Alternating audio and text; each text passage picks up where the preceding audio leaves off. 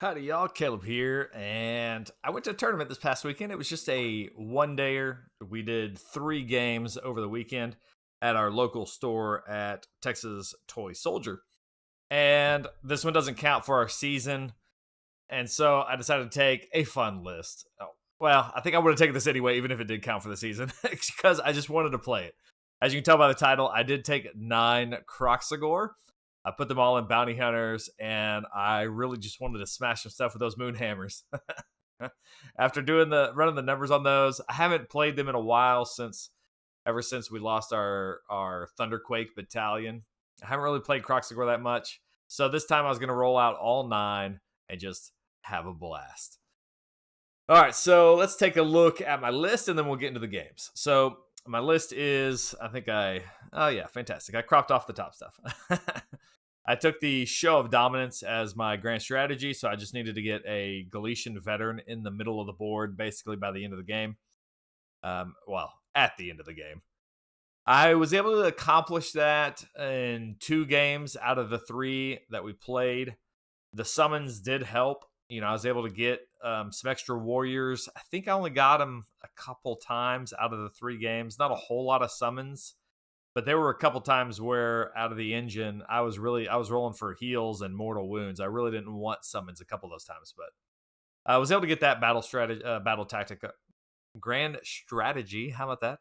A couple times out of the 3 games, so not too bad. This is obviously a Thunder Lizard list, and for my leaders, we have a Stegodon with Skink Chief as my general, with Primor Beast, Skystreak Bow, and Beastmaster. We've talked about this a lot. If you've seen any of these lists, you'll see the Stegodon with Skink Chief pop up in my list a lot. I really like him. He's a giant hammer, a good utility piece, can get him where I need him to go, even if he doesn't have the Cloak of Feathers, which is, I love to put that on either the Stegodon Chief or the Engine of the Gods, just for the extra movement, just for the utility.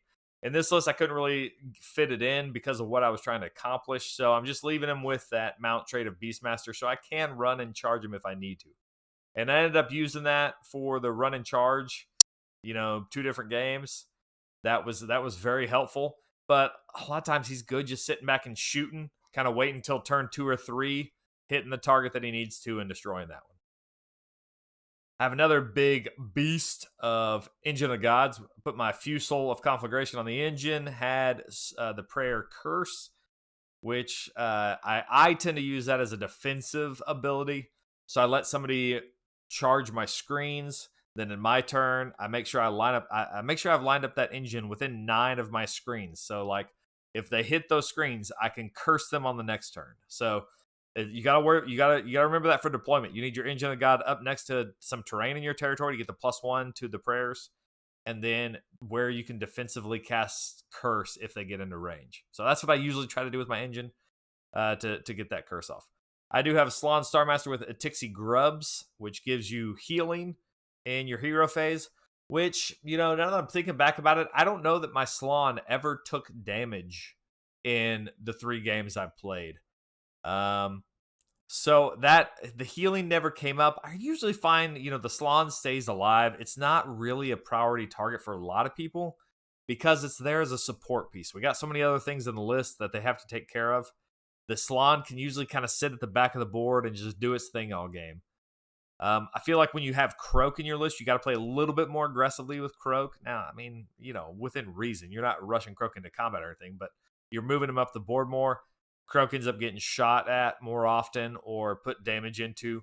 Where the Salon, you have, it's not worth as many points as Kroak, and it usually stays at the back of the board. So I haven't used that healing very much, but the Atixi Grubs gives you a reroll to cast, unbind, or dispel, and that comes in incredibly handy. You use that constantly, especially if you don't get your Comet's Call off, you're re-rolling it. If you really need to get a higher roll, sometimes I've re-rolled that. Just be careful of the miscast, because that does happen. Stellar Tempest is obviously a great spell. It goes into hordes well. My list is spec towards, kind of horde killing with Stellar Tempest, and with all these Kroxigor, I'm hoping to run into some hordes. Will I? Not really. We'll see. Skink Priest with Guidance. I like him with Guidance instead of Heal just because I don't have any other ways to generate command points other than the Slan. So the Slan and the Priest, that gives me 3 dice rolls at extra command abilities. And then maybe even a 4th if I'm using the heroic action to try to fish for another one. So you generally have enough command points in this list. A lot of times I find if I don't have that guidance, Slan will fail both of his, and all of a sudden I've got no command points.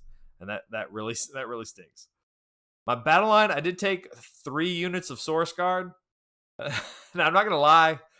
This was a little bit of laziness here. I just didn't want to move around the warriors. But I was happy with the guard. Because Slan never really took any damage, and maybe that's because he was always with a unit of guard, but the guard did work. I was surprised. Maybe I was rolling high, but those 5 guard were constantly getting into combat, and they would survive more than what I would expect them to. And then they would hit back, and they're not gonna, they're not gonna kill the world or anything. But with 5 of them, you've got 2 weapon attacks and 2 jaw attacks, so you are throwing 20 dice at somebody, so you can get some damage through on those guys, and it's not too bad. I had 1 unit of Source Guard. We'll look at this game here in a minute, but I had some Source Guard take a Incarnate for a turn. That they didn't kill him or anything, but they took all his damage. That was great. Also, they heroed out up against a Magma Droth, which was pretty awesome. So they came in pretty handy for me this game. I kind of liked it. It was an easy unit to play because it's only 5, and you can still screen pretty well with them. That's kind of what they were in this list, was my screens. I did put them in Expert Conquerors, so you'll see them in Expert Conquerors. And that came in useful one game where I needed the extra bodies to capture an objective, and that was useful. Other than that, not a whole lot. But because only 5 in Expert Conquerors, they're not going to be taking stuff off of heavy Expert Conquerors, but they can do a little bit of objective control. But the real shining star here is my 3 Kroxigor. 3 units of Kroxigor, all with 1 Moonhammer, and I'm just hoping and praying for some hordes. I practiced 1 deployment before I went to the tournament. Not a whole lot of practice with this list. And you can kind of use them as a screen too. They're 150 points, which isn't the cheapest thing in the world, but they do have 12 wounds on a 4-up save, -1 damage. It's not bad for a screen. They are decently sized bases. So I was able to screen off a lot between the guard and the Kroxigor. And if it was a smaller deployment, I would put the guard first, then the Kroxigor, then all my monsters and stuff. So the Kroxigor did some great stuff. We'll talk about him here in a bit. Then Bastildon with Solar Engine was my Behemoth, and then a Burning Head as my endless spell. That's just because that's the points I had, and I was kind of fiddling around with downgrading some guard to warriors and getting some other endless spells. But in the end, I like my Burning Head. It looks like a Stegodon head, so I wanted to take that just for fun. And it did okay. There were a couple times where it went off and got me some extra mortals. Nothing to write home about. But, for 20 points, it did its job. So I was happy with it. Command Entourage, you get me the extra artifact to get a Tixie Grubs. A lot of drops. So that was 11 drops. About 110 wounds. So not too shabby on the wounds for a Thunder Lizard list. All right, let's get into Game 1. Game 1 was against Esteban, and I actually played him in the last major GT I was at. He was running Adnath Deepkin, had like 6 or 8 sharks in his list, the Alopexes. Crazy. I mean, it's an awesome list. I really like it with all the sharks and stuff. And that last time we had played, I had 2 Basildons in the list, and they were just heroes. They stood up to everything he could throw at them and just did not budge. And I was able to squeak out that win against him last time. And so we're faced off again here in round 1, but this time he's bringing a Disciples of Tzeench list. And this is in Host Arcanum. It's got Grand Strategy of take what's theirs and Inspired Triumph. He does have a Kairos Fate Weaver, and that's the only model that's not in his battle regiment. So he was at 2 drops here for this list. His next hero was an Exalted Greater Demon of Tzeench. 515 points for that big guy. And I don't think I've ever seen the Exalted Greater Demon on the table. That thing's huge. It's a Forge World model that's just a solid block of resin. It's pretty cool looking. It's big. It's big. 20 wounds, but no ward save. And so both of those targets, I mean basically his entire list is demons except for the Kronspine chaos demons. And so my Bastiladon's salivating. I want that damage escalator for that Bastiladon. Bastiladons love us some chaos demons. And of course he knows that too. So that's going to be his priority target number one. He does have a Kronspine, which is bound to this greater demon of Tzeench. He's got a blue scribes, which gives him some rerolls to all his casting when it's in a certain range. I think it was 12 or 18 inches, something like that, of this blue scribe. So this list has some incredibly powerful casting. I wasn't really able to get much off casting wise in this game because he has an automatic unbind. I don't know if that's from the greater demon. Maybe somehow he had an automatic unbind in that list. And so he automatically unbound my Comet's Call. I had rolled a high number for that, got it off. Was going to roll, I think before I rolled how many people I was going to affect, he unbound that one. So some good stuff there. His Destiny dice were terrible. Like his Destiny dice all looked like 1s and 2s. So that was kind of lucky. So nothing he could change over to 6s, but his casting is just so strong in this list.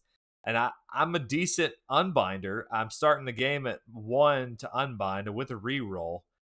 And so with that 2-drop list, he does take turn 1 from me. Even though he's lower drops to me, he has priority. He could force me to go first, but he knows I'm going to shoot something off the board with the Bastiladon if he does that. And so he ended up taking turn 1, and with that, I'm only at +1 to unbind until I can get my buffs up. And so he's able to get basically all his spells off that he wanted to turn 1, which is a lot. Did a lot of damage. We'll look at the picture here in a second. His battle line were 3 units of Screamers of Tzeench. And these things are the little manta ray looking things, stingray looking models are so fast. I like those models. I think they're so cool looking. Those have got to be my favorite Tzeench models. But they're so fast. They do count as not expert conquerors. They're Galletian veterans, though, so you do get extra damage against them. But they're in his battle regiment, so they're not counting as like expert conquerors or anything, which is nice. But they're just so fast. They can be anywhere on the board that they want to be. And then he's got the Kronspine, which is just a nasty model to have to fight up against. It's gonna take, my list a guaranteed 2 turns to kill it at least. And that's if you can get enough damage on it and you don't have other priority targets you have to work on. But it's a hard one to deal with. He's got the Spell Portal. He's got Ravenek's Gnashing Jaws, which I don't like to see because I've got a lot of slow models. We have Guard that are going 5. We've got Kroxigor going 8. Stegodons are going 8. Though that's okay. They'll still take some mortals. But the Bastiladon only moves 5. If it gets gnashing jawed, it will take a ton of mortal wounds. And then a demonic simulacrum. I'm sure that's exactly how to say that. Another endless spell. So he's got a ton of casting he can do in this game. So it comes in at exactly 2,000 points. So I did get the. Man, you know what? I got the Triumph. I don't think I ever used it. I always forget about the Triumph. Man. Anyway, here is our deployment. And you can see where I deployed the Realm Shaper up almost as just a block. I didn't know where he was going to set his stuff down yet, but I knew this middle was going to be a checkpoint. I was going to he's either going to send his Kronspine to one of those, and so I'm basically blocking off one.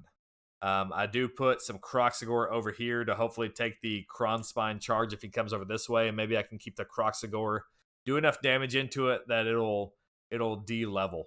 He does get a pre-game movement, and so he moves that Greater Demon up closer. And now he's in range to cast some pretty rough spells on my Bastiladon. If I'd had this deployment over again, I think I would have lined up that Bastildon all the way at the back. I thought he was going to give me turn 1. We talked about it later, and if I had lined him up further back, then he would have just done his pregame movement and moved his greater demons back out of the way to where I couldn't shoot him anyway. So I don't know if my deployment was going to, would have affected much. I might still been able to get onto him with run, shoot, and charge if I had lined up that far back, but maybe not. Over on the left-hand side, I put my Slon pretty much out of range of a lot, but with his pregame movement, now he is within 30 inches by the time my turn comes around. Greater Demon will be up closer, and he'll be within 30 of my Slon to get that automatic unbind, which is just brutal for Comet's Call because I really wanted that. But he doesn't have a lot on this left-hand side, so I figure at some point I can take those guard up there and capture that. Another little trick I do later, I put the Kroxigor into the Realm Shaper one turn, and then I can pop them out, and they'll be within range to capture that because he pushes so far forward on these guys that I'm able to just pop Kroxigor out within 6 of the Realm Shaper, not wholly within, just within, and they can capture that objective. So that was a nice little way to deploy that Realm Shaper far forward, especially when there's not a whole lot of terrain on this table. So there wasn't much that I could explode. There's not a lot that's going to be turned into deadly for him on my side. Kind of a sparse table for what we normally see at these tournaments. You'll see on these other boards, this terrain gets real big and crazy. This one was wide open, which you would think would benefit me since I like to shoot, but he got all these giant bases all the way across the board turn 1. So I do have on the right flank, I have some Kroxigor screening my general over here, and he's going to be pushing up, hopefully up to that right-hand side if I can get it to, or crushing down in the middle, depending on where these monsters come into. I did have them lined up to where I could take shots on the important stuff turn 1, but ended up not being an issue, and you'll see why here in a minute. I did make sure and always keep your Slon within range of your engine so you can get that summons. That's kind of what I was hoping. I was kind of hoping he'd let me go first. I would be able to summon some extra screens in to keep the Incarnate off me, and then I'd be able to shoot one of these greater demons off the board. But he's smarter than that. He took first turn, and he summoned in 6 of the Screamers using one of his abilities. You can see that greater demon there. Such a sweet little model there. A giant sweet model. But those Screamers are going to fly in. They're on such a tiny base. They're going to fly in all the way over on his turn. He summons them in like right here, and he's able to get them across that piece of terrain into the Stegodon Chief. Now, the Stegodon Chief doesn't die to that, but that does tie him up in my turn to where I have to spend my turn killing off those Screamers. I'm able to do it. He doesn't take a ton of wounds. He may have taken him about a third or a half maybe. So enough to where I can get him back up if I need to. But it kept him held in place my first turn. So that was a good strategy there. They also get a extra damage when they're going up against monsters. They do like D3 damage instead, which isn't as big a deal to us since we're -1 damage. We're going to reduce that, 2/3 of the time. It's not going to matter. So that's pretty good. But he does sling his Incarnate forward, goes to this right side to kind of press the middle towards the Bastildon. He gets, look at that. He got Burning Head off. He got a bunch of spells off. And by the ward of the terrain on my side, I was able to keep the Bastildon alive. The Bastildon survived this first turn with like 2 wounds left. It was brutal. The spell casting was just oppressing. I couldn't stop it all. He was at a high pluses or he could just switch whatever he wants to the highest die roll on his casting, and so it was almost impossible stopping those casts. And he was able to almost take the Bastildon off the board. I think that was his strategy, was to get that off the board, but didn't quite make it. The Incarnate came in and killed the guard, which I'm perfectly fine with that trade. Now I'm going to have a chance to answer back. So in my turn, I do dispel the Gnashing Jaws. and I'm able to get some shots into this unit here. I was really arguing about whether or not to put it into the Incarnate or not. He had buffed up the Greater Demon with like Finest Hour, so it was going to be, and I think Incarnate had Mystic Shield. So they were both on 3-ups, which is tough to punch through with our Rend of only -1. But just that extra damage against that Chaos Demon was just too juicy. I ended up taking it, did some good damage, got him pretty far down. Maybe did 8 damage to him. He's got 20 wounds. So, but that's okay because then I had Kroxigor. I charged these Kroxigor in that side and put these Kroxigor into the Incarnate. I also put the Guard in the Incarnate. I'm just trying to keep that thing tied down as much as possible. Try to cycle as many wounds onto it as possible as I can so that it'll D-level. Engine played up into this corner here to line up Curse onto Incarnate for the next turn. And my battle tactic was to kill these Screamers here since he had killed one of my units, or kill a unit with my General. I think that's what it was. And so I was able to take them off with the General, and I'm feeling pretty good. We've got quite a bit of wounds on here, quite a bit of wounds on here, and we took off his big unit of 6 Screamers. So not the best turn 1 because my Bastillodon nearly died on his turn, but I feel like I'm in a good spot. We put quite a bit of damage on the Incarnate, but he rolled well enough that he did not go down a level. So that one hurts right there because you're already behind the ball. If you don't get it D-leveled turn 1, you're in rough shape. It's kind of like Marathi. If you don't put enough wounds on her, then you're behind the ball. So I didn't get it D-leveled one time, which means I can't kill it on my next turn. So going into this next turn, I think the game was in the balance for us on all of these priority rolls, and that's always fun. You kind of want those priority rolls to be, very impactful. If I had gotten it, my Bastillodon, which is still alive, I can tick it up a little bit more in health. I can kill off this Greater Demon. I can fire it again and maybe kill off another one. I'm in great shape here. But if he gets it, then that Bastillodon with 2 wounds left is going down. My General, who had 6 wounds left, is probably going down. And now the Incarnate is going to have a chance to finish some stuff off. So a big roll here. He's pressing hard. And unfortunately, he won the roll off there.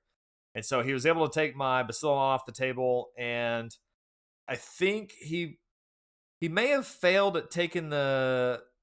Let's see if we have any pictures. I can't remember if he got the... I can't remember. This is maybe after that my turn, I think. After we put some damage into all these things. Yeah, it was after my turn. Kroxigor were doing work into him. Couldn't quite kill him because he was on just such a good save, but they were doing some good work there. I think he did end up killing my my Stegadon Chief in his turn.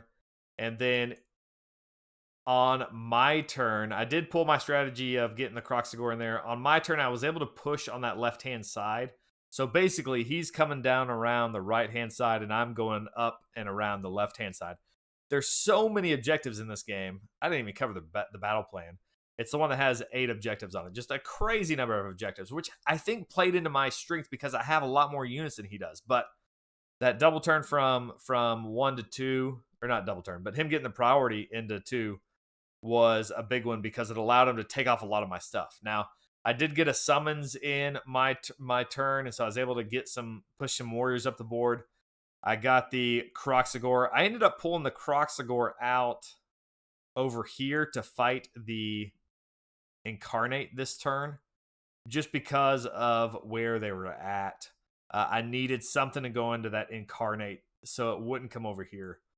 In his turn, he was stuck in combat on his turn at the top of 2, and I put in damage into the Incarnate, but yet again, he rolled and it did not D-level. It didn't go down a level. So that was already 2 combats that I hadn't gotten the Incarnate down a level.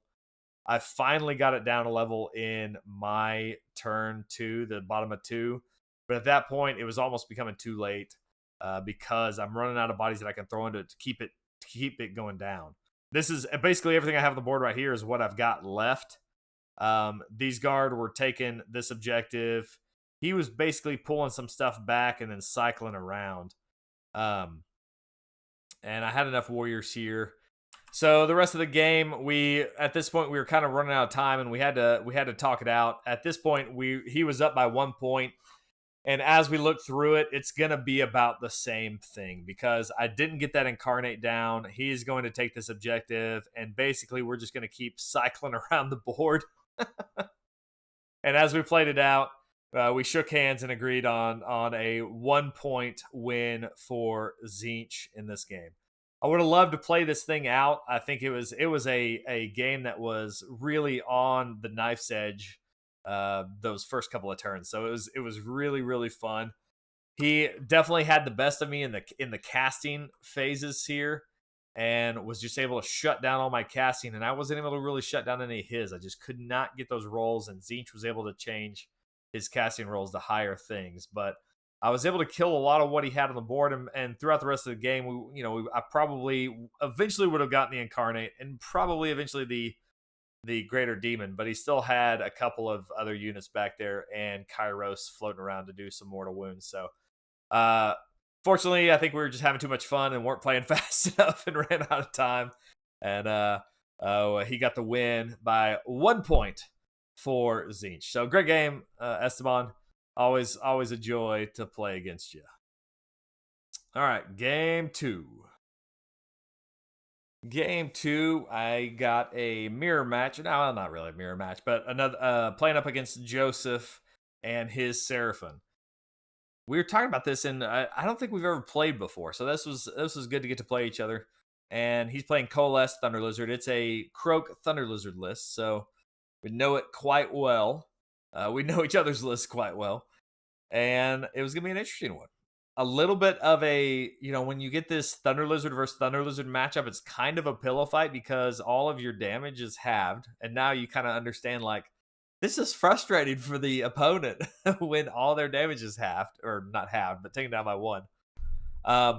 Fortunately, he had more units that were not, that don't get that -1 damage, don't get Scaly Skin, like Kroak, Star Seer, and Salamanders. We'll look at those in just a second. But so I was able to target those early and take them off the board quickly. So Thunder Lizard, Show of Dominance. So the same grand strategy that I have. Get a Galletian Veteran in the middle of the board.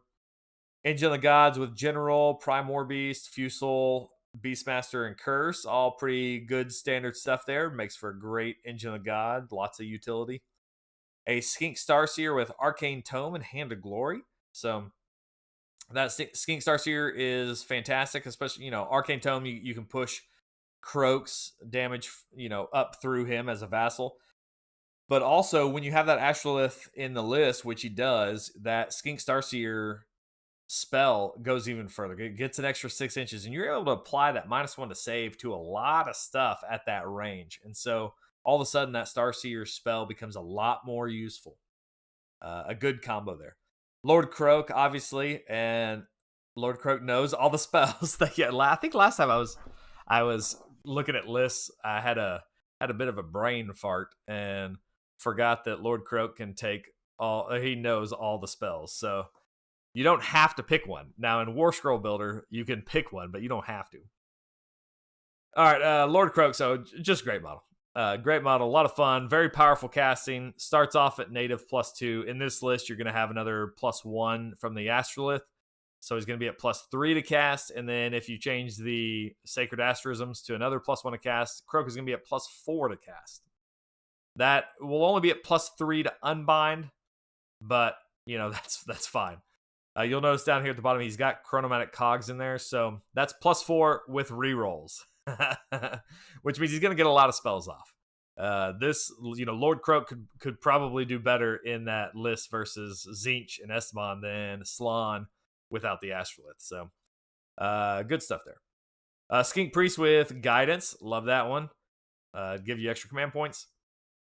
And then the Saurus Astrolith Bear to extend the range on all the spells and give that +1. Battle line, we got some guard to protect Kroak. We have 2 units of knights. Great little screen there. We don't have a Skink Star Priest, but, they are in They are in bounty hunters. He does have 2 units of bounty hunters. I think he's maybe at a 4 drop, maybe 5 drop, something like that. Looks like it may be 6 drop. Then I'm counting up what's not in there. So still a pretty low drop there. But those knights in bounty hunters will do enough damage once you double it up that you don't have to support him if you don't need to.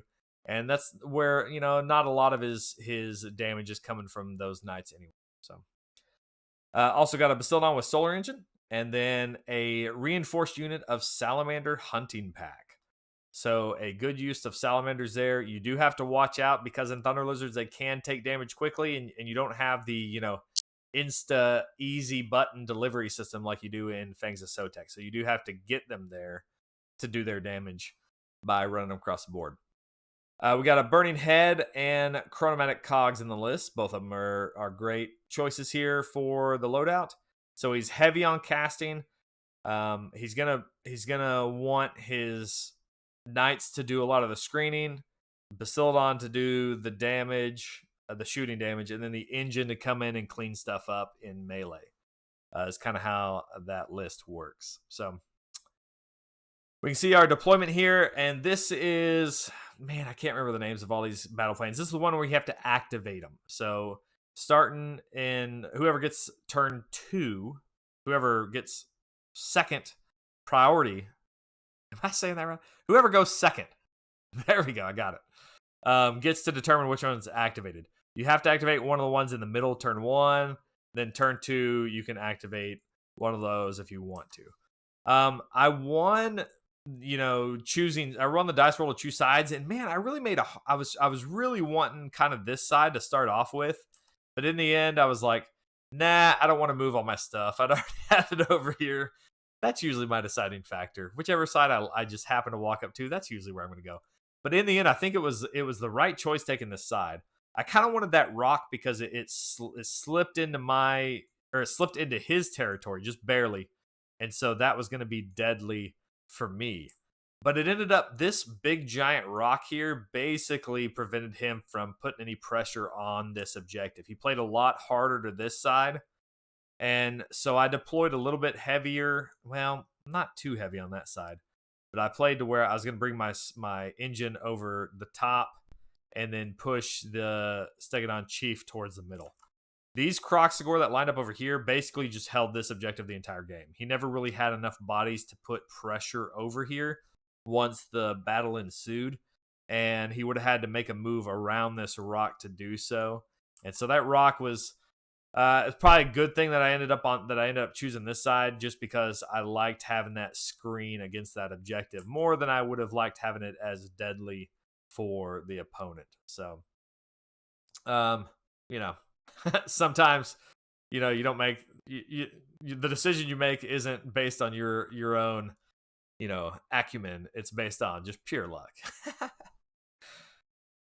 So in here you can see I've kind of set up some screens with the Kroxigors, and I've got my Bastildon and my Skink Chief heading this way. Slan, some guard are in the Realm Shaper, and the engine's gonna try to take middle with Stegadon Chief push in towards his objective. So he did give me turn 1. Let me back up a second. So he had priority. He did give me turn 1, and I think his major problem was just grouping up around this Realm Shaper engine. We knew that we were going to be activating these Realm Shapers at each other, and there wasn't much you're going to be able to do. They were just barely within range of each other to make it a 4-up roll, but he's got 3 heroes inside there maybe, and he's got a lot of his stuff grouped around it. I think in hindsight he probably would have spread out a little bit more, kind of how I did. The only things touching the Realm Shaper to get those mortals was engine, Slan, and guard. And I'm okay with them taking it. The guard, they're gonna die. The engine has a mortal wound save right here, so I'm okay with him taking a few. I can heal those back up. But on my turn, I was able to pop off quite a few mortals from the Realm Shaper into his guys there, and most importantly into the Salamanders, because that's the unit I wanted to take first. And so when I had a chance to put my Bastildon down, I made sure I could get those Salamanders with my Bastildon. And then I also made sure I could shoot into them with my Skink or my Stegodon Chief. Those are the 2 units I wanted to make sure and get into those salamanders, because I know I've got to try to kill those things off. And you have to kill him off, otherwise he'll rally him back, because you'll kill off all the handlers first. But those are the things I'm most scared about, because they do the mortal wounds, and I can take the Bastillodon damage. I'm not worried about that. I'm not worried about the engine too much, which maybe I should have been here a little later. We'll talk about that. But I was able to take off the Salamanders turn 1, and so that was good. I pushed those guard up to that objective, and the Kroxigor right behind them kind of lined up my Bastillodon here to shoot, and basically just pushed some screens forward. I made sure I kept everything I had outside of 16 of any of his wizards, because he's going to be casting everything through Kroak, and I cannot get within 16 of any of his skink wizards, because I do not want to get hit by Kroak's spammable mortal wounds. So I kept it out of that range. But I was able to clear off the skinks the salamanders in my first turn. That may have been all I did. I did some plink damage to everything, but he's able to heal up a lot of that. But I felt good getting rid of the salamanders. That was really my priority target there. You can see on his turn, he comes down and he brings his knights down into the guard and the Kroxigor I had here. Actually, the guard were back here. This may be in my next turn, I think. He brought some knights over here to face off against the guard, and the guard actually slapped harder than his knights did, which was surprising. That was surprising. It may have just been my rolls. I don't know. But the guard did well over there. They killed off like 3 knights before he had a chance to attack. He just had too many attacks going on. And so they did a great job there. The priority roll into 2 was interesting, because you get to set Proving Ground, you get to activate an objective, and so there's a lot of incentive going into turn 2 of taking second. He won priority, and we talked about it for a couple minutes, and he ended up giving me the initiative here into 2, and I think that was the right move. In hindsight, maybe we would have done it differently, but he had me tied up over here with knights. He had me tied up here with knights. And he had summoned in some warriors. That was another thing. He had summoned in some warriors and made the charge into these Kroxigor, and he had a couple of them left. So he basically had me tied up a lot, and I think he wanted me to move forward to get within range of Kroak and stuff, and I was going to have to do that to clear off these screens. And it allowed him to activate this objective here, and did he turn this one into Proving Grounds? He may have made that one Proving Grounds to where I only had 2 guard that were Galletian Veterans on it, and he thought he might be able to kill them off maybe, but ended up not killing them off. Left him with 3 wounds left, I think, in our combat. Or I guess I just retreated. Maybe that's what it was. I can't remember exactly. But the impactful thing, though, is that I was able to put all my shots into his support pieces. I was able to kill off the Astrolith, the Starseer, and then put some wounds onto the Bastillodon, I think, is what I had done. And so I was able to kill off his 2 things that were going to give him extra range from Kroak. And so in doing that, I made it to where I wasn't too worried about Kroak at this point. Kroak is going to have to get within 10 inches. That's fine. And I've gotten rid of most of his bodies here. Now he's got 2 monsters and Kroak basically left at his turn. He had a few knights here, but I wasn't too worried about them at this point. And so I'm okay with that. I'm okay with that trade. I think, if we would have gone back, would he have given it to me? I don't know, because he did have board control here. He had this one under control, and so I wasn't scoring all that many points in my turn. I got 1 for this, but that was it, other than my battle tactic. And so I think it was a good move on points, but I was able to kill off his support heroes. It really helps when like the Starseer is taking full damage. That's awfully easy. Makes it a lot easier to kill him. So Kroak, I did a couple wounds to Kroak in a couple of these turns, but didn't really affect him much. He was rolling fine to where it didn't matter too much. In his turn, he actually, let me see what the next picture is. He brought his engine down here and pulsed mortals twice and did just an awesome job of clearing out a ton of stuff with the mortal wounds from the engine. And so that was pretty good in that he got a lot of stuff cleared off with that engine.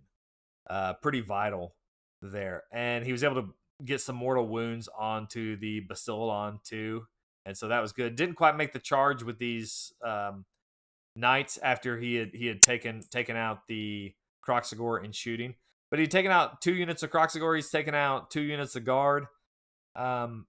Plinked some mortal wounds on everything else, but overall it's not too bad. I'm not in too rough shape yet, but he does have board control. He's got both the objectives that are activated at the going into 3. But over the course of the fight, I do lose. I think he may have gotten priority into 3. I can't 100% remember, but over the course of the next turn, I was able to push onto that objective, and I was able to kill Kroak. I poured a lot of what I had left into Kroak, did some mortal wounds, blew up this terrain piece here, did some mortal wounds from the engine, did some shots from the Stegadon Chief, which he's able to do full damage into Kroak. And his guard had, because he had to kill off one of the guards that was injured, he was no longer inside of 3 of the guard, which I don't know that it would have mattered too much. He would have shed off some stuff there, but I would have just kept pouring into him. I got some wounds into Kroak, and he rolled decently high on that phase, and Kroak bloop, went away. That's the worst feeling when you're playing with Kroak and you get enough wounds on him and he just disappears. Now, I think it was like 8 wounds were on him or something, so he didn't have to roll horribly bad. He did have to roll a little above average, but 8 wounds killed Aslan, so he stayed alive. I guess a pip or 2 longer than Aslan would have, but that still feels real bad when you lose your Kroak to his own ability.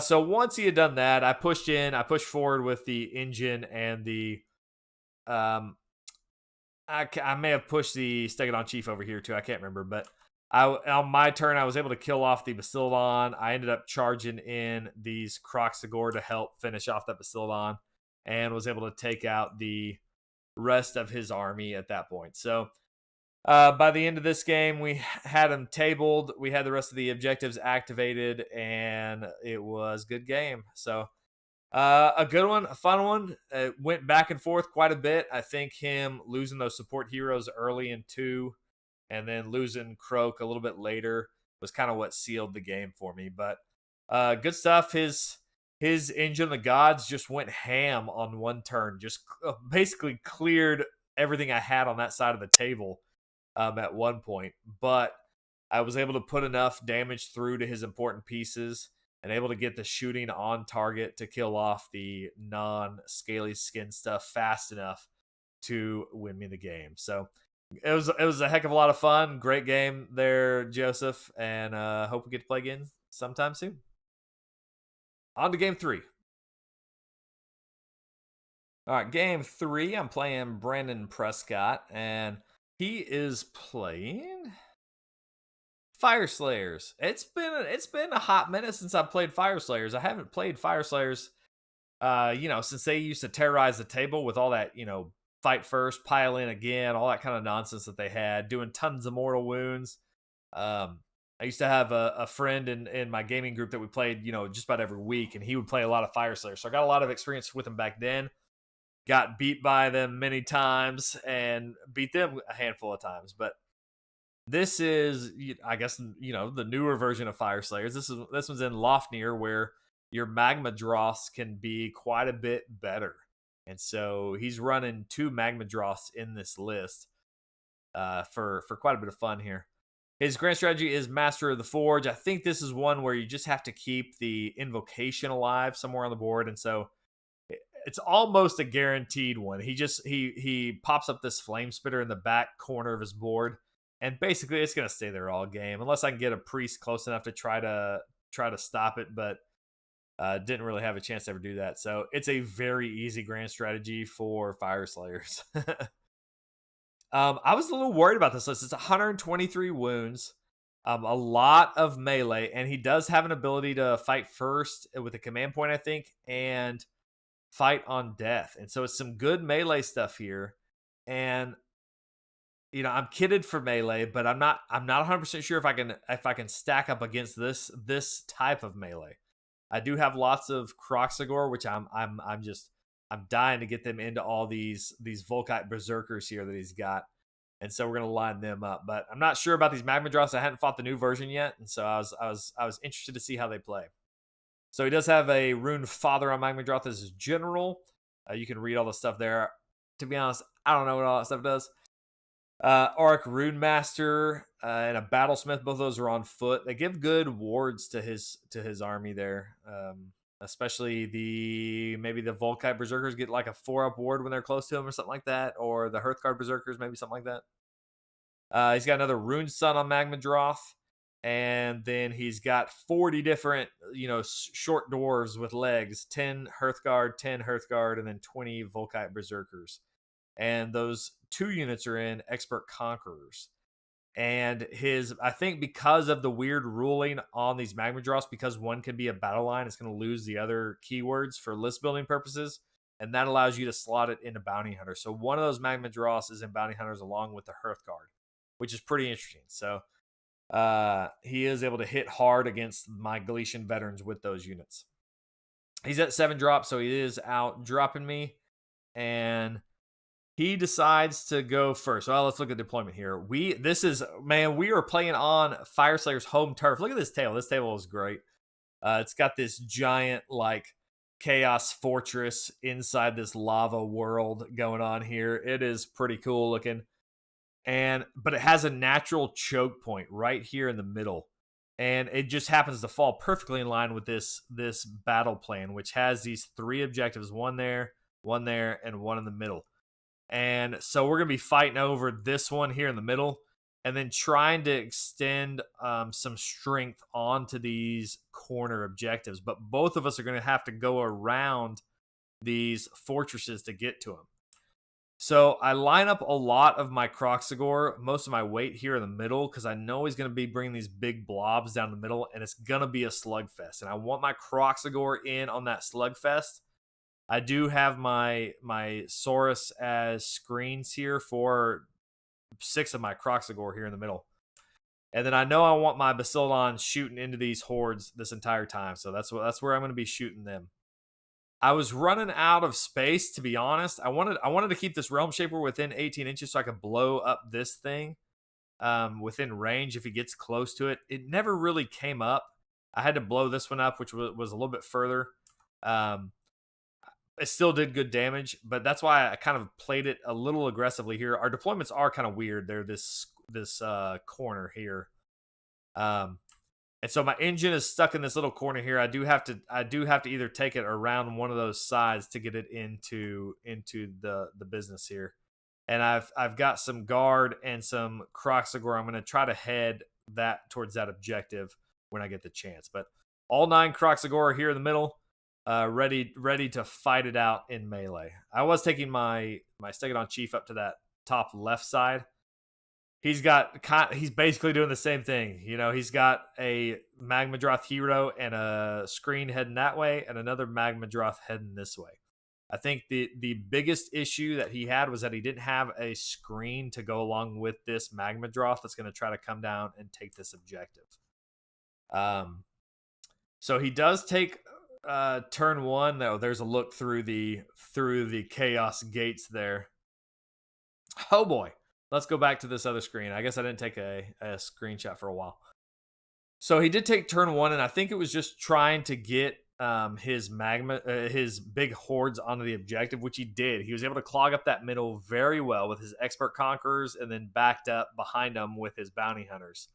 And he was able to get the rune off that gave his entire army a ward save, and it was super powered. So I think that gave him maybe an extra pip of ward to his entire army. And so his army is very tough going into turn 1. So that was good. I think the one thing we talked about later he'd probably take back was this. He sent one Magma Droth over here to touch this objective and grab this one, and hoping that it would either be strong enough to withstand whatever I could send it over to it, or divert enough of my attention that I had to deal with it instead of pushing everything in this middle. He wasn't quite able to make the run over here to this objective, unfortunately. It may have been a low run roll or something, or maybe they just can't physically make it. They got little tiny legs. So that left that one open for me on my turn. And my turn, I push these guys up this way, grab it with the Saurus, and then basically sit my Stegodon Chief here to shoot into his main army on this side. I push my Kroxigor up into the middle, make some charges there. His Magma Droth over here, I almost didn't charge it in my first turn. And then I rolled for one unit of Kroxigor, which are kind of heading that way. And they rolled like a 10 or a 9 or something like that. It may have just been an 8. They rolled a high, whatever it was. And I got the Kroxigor in. So I was like, okay, fine, I'll take them in.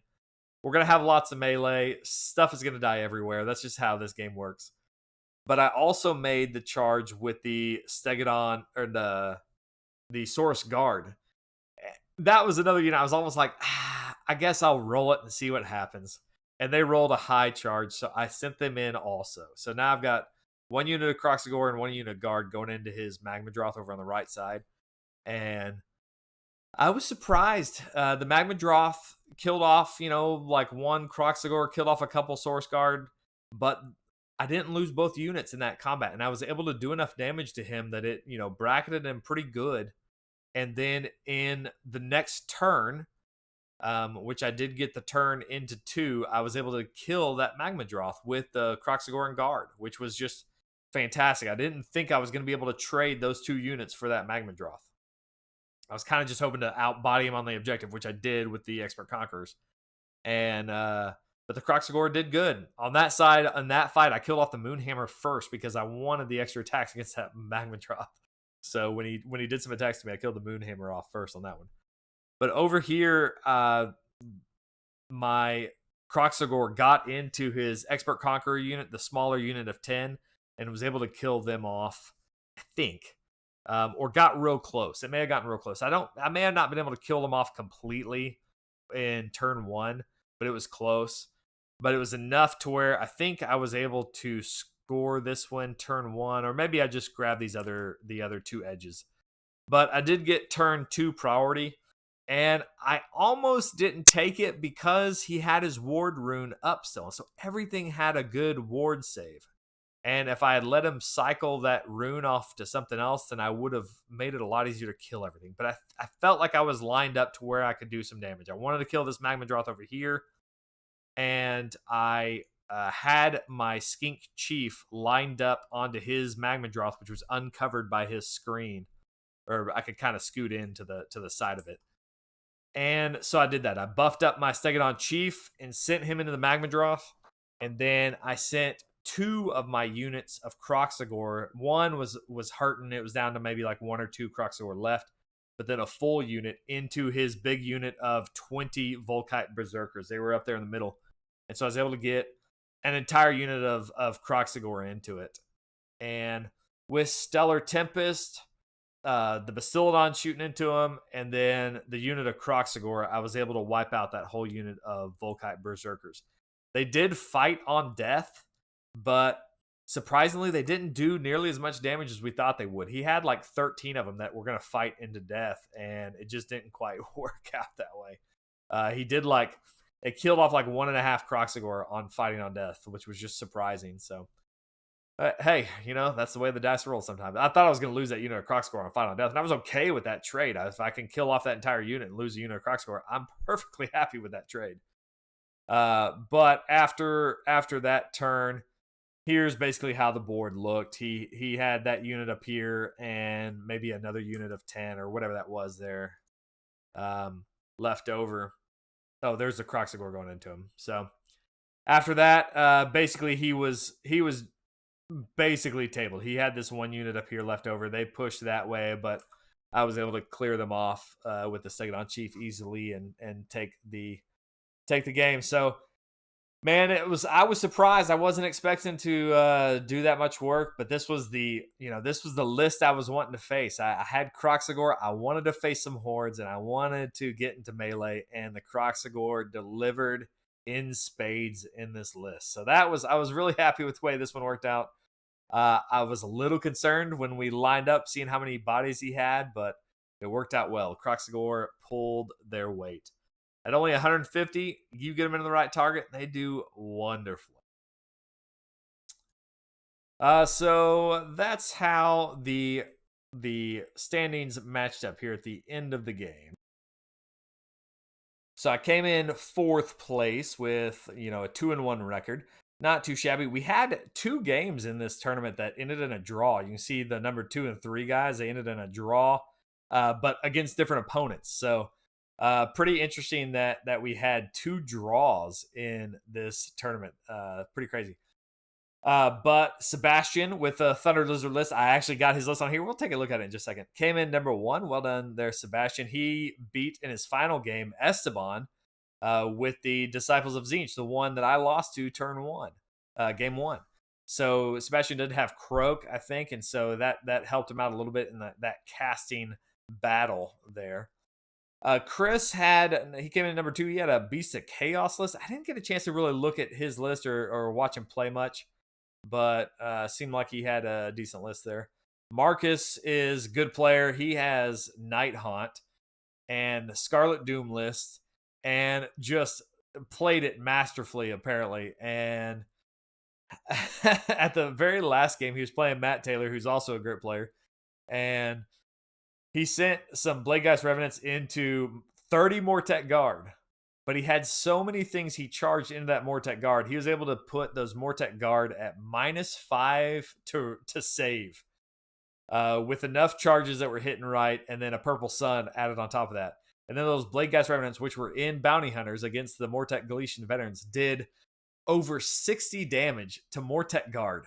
Like, they got 60 damage through, because at -5, who cares if Mortek Guard are, re-rolling their saves? It doesn't matter, because you're not going to make any saves at -5 rent. So just absolutely nuts. Who would think Night Haunt would wipe a unit of 30 Mortek Guard in combat? Whew. So awesome job there, Marcus. Played a great game there. I came in 4th, Esteban 5th. We had a Cities of Sigmar list at 6th, and then some Sylvaneth and OBR down at 7th and 8th. So some good stuff there. A lot of fun at this tournament. Oh, we got to look at Sebastian's list. Since it's a Seraphon list and at 1, I figured we ought to take a look at it here. So Sebastian's list, he won the tournament with this. He had Lord Kroak and an Astrolith. Great combo. Fusilic Conflagration. A Priest with Guidance. An Engine of the Gods with Prime Warbeast. Arcane Tome with Hand of Glory as being a spell.